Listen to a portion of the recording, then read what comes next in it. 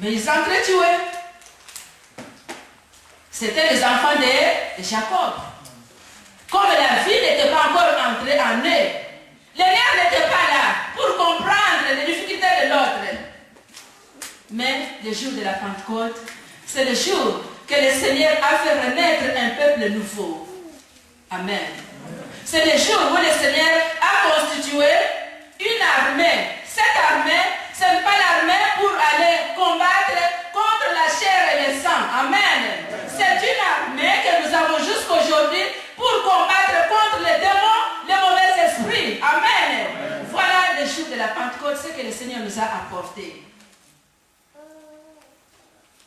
Voilà un jour glorieux. C'est pourquoi tel que vous êtes là, ne soyez pas ossements desséchés. Amen. Ne demeurez pas dans cet état d'esprit-là. Si vous êtes encore ossements desséchés, c'est-à-dire que vous êtes dans un tombeau. Vous êtes dans les ténèbres. Et vous n'écoutez rien, vous ne comprendrez rien. Mais il faut vouloir devenir dans un peuple nouveau. C'est le jour que le Seigneur a créé un peuple nouveau. Amen. Un peuple nouveau de toute tribu et toute langue. Parce que ce jour-là, dehors, il y avait des gens de toute langue qui parlaient leur langue. Mais quand la vie est venue dans les ossements desséchés, ils ont commencé à parler. Amen.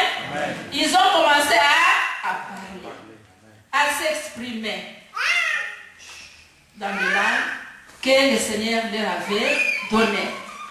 Ils ont eu la chair, ils ont eu des nerfs, parce qu'en ce moment-là, la force est venue.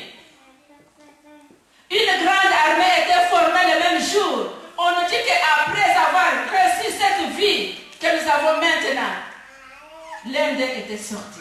Amen.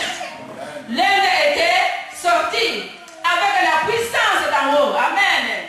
Avec la puissance que le Saint-Esprit avait apportée, nous voyons que Pierre s'était exprimé devant le peuple, appelant le peuple pour venir et croire au Seigneur Jésus, afin qu'ils aient la vie. Amen.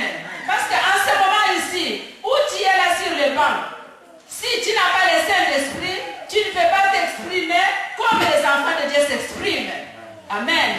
Tu ne peux pas dire que je suis la fille ou le fils de Dieu. Tu es un ossement desséché. Amen. Amen. Tu es un ossement desséché. Et nous voyons, et ils furent tous remplis du Saint-Esprit.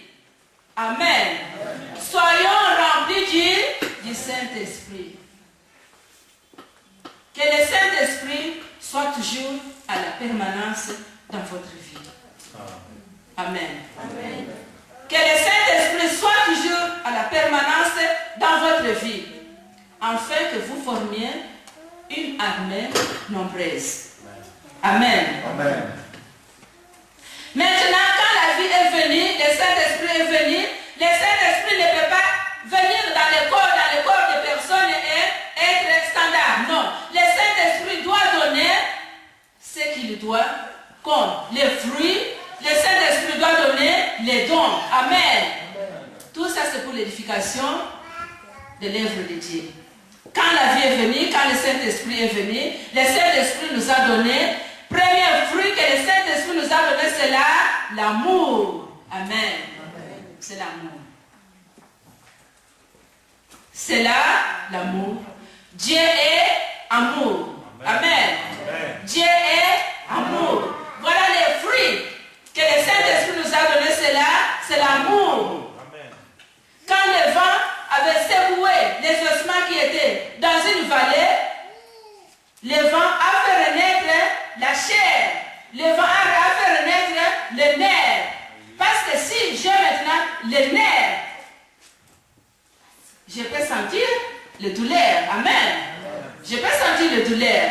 Le douleur que je sens, c'est la même douleur que ma voisine sent aussi.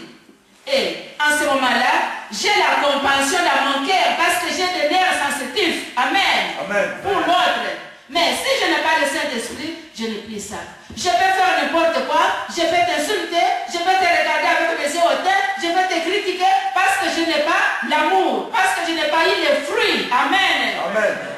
La personne ne peut pas dire que moi je suis baptisé du Saint-Esprit et tu n'as pas les fruits de l'Esprit Saint.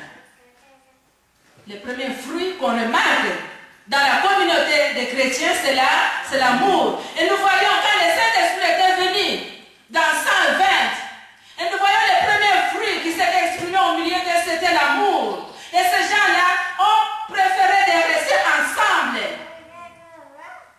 Ils ont vendu leur maison, ils ont vendu leurs biens, ils sont venus avec tout, ils ont mis au pied de l'apôtre.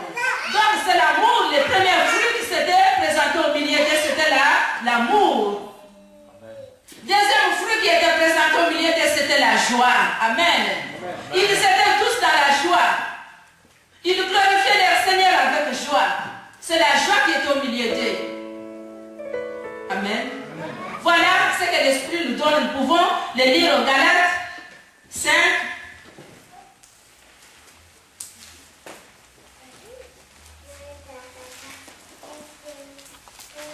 Amen.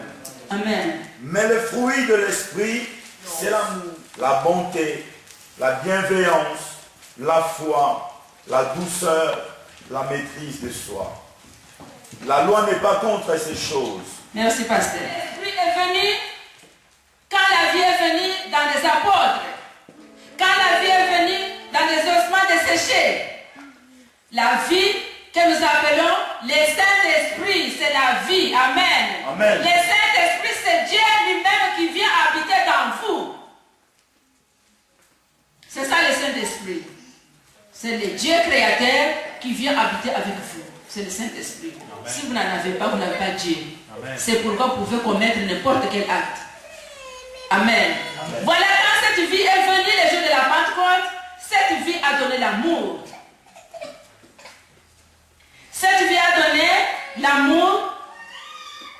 Cette vie a donné la joie. Cette vie a donné la paix. Amen. Le Seigneur nous dit que je vous donne la paix, mais pas comme le monde le donne. La paix, la paix.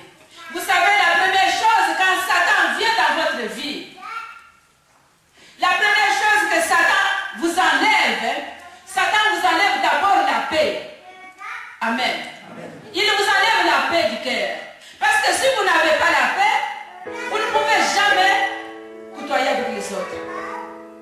Si vous n'avez pas la paix, vous ne pouvez même pas prier. Parce que votre cœur est troublé. Et vous savez bien que le Saint-Esprit, il n'habite pas dans l'oreille. Le Saint-Esprit n'habite pas dans les pieds. Mais le Saint-Esprit habite dans le cœur. Amen. Voilà. C'est que le Satan vient vers vous, il vous arrache la paix. La paix, c'est le fruit de l'Esprit. Amen. Et quand il vous a arraché déjà la paix, vous ne patienterez plus. Vous serez une personne impatiente.